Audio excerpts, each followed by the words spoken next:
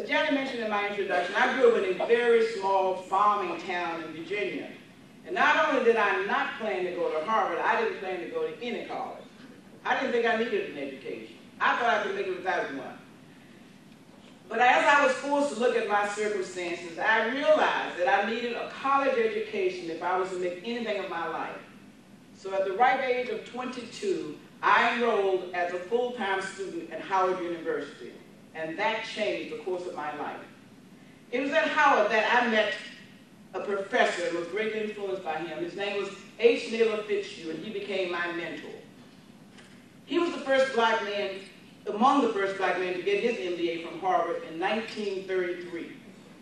I had not heard a black person speak with such conviction and eloquence about business and our race, and he said, business is a way for blacks to take control of their destiny.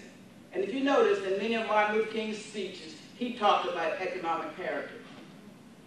In the end, Professor Fitzhugh had a great deal of influence on me, and he convinced me that I had the intelligence and every right to go to Harvard University. I remember the excitement as I rode the train. I took a 10-hour train ride because I couldn't afford to fly. And I arrived at my living accommodations on Radcliffe Graduate Dorm.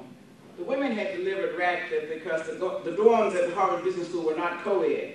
I don't think they were quite ready for us women yet either. When I got to my dorm about 1 o'clock, I was told that my room would not be ready until about 3 o'clock. And the lady told me I could leave my bags at the dorm, but there was a park down the street, and she suggested that I go and wait in the park until my room was ready. As I walked down that street, I was really very tired. I began to think. I sat on the bench, and it suddenly sank in where I was. I was at Harvard University, the most prestigious university in the country and one of the most famous in the world. And suddenly I was overcome with fear. Here I was in a strange place about to embark on a journey that would take me places that I didn't know or could not relate to. And I thought to myself, how did I, a poor black farm girl from Ballsville, Virginia, end up here? And I thought for a minute, in sheer despair, I shook my head, and I said out loud to myself, why am I here? I wanted to do nothing more than get on the train and go home to my family and friends where I was very comfortable. But I wondered to myself, had I done the right thing to come to Harvard? And just at that time, I took control of my emotions, and all of the people who had supported me and had been so influential in helping me to get where I was, their faces flashed before my eyes. There was my mother, a former school teacher who wanted nothing more than for her daughter to continue her education.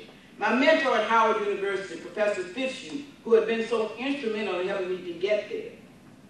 Another professor at Howard, who one day handed me a Harvard Business School application and demanded that I complete it. There was a cousin who kept telling me to stop wasting my time on menial jobs and get a college education. And then there was my father, a man with a third-grade education, who didn't even know the name of the school that I was attending, but he was so proud to tell people, Lillian is going to the same school that President Kennedy went to.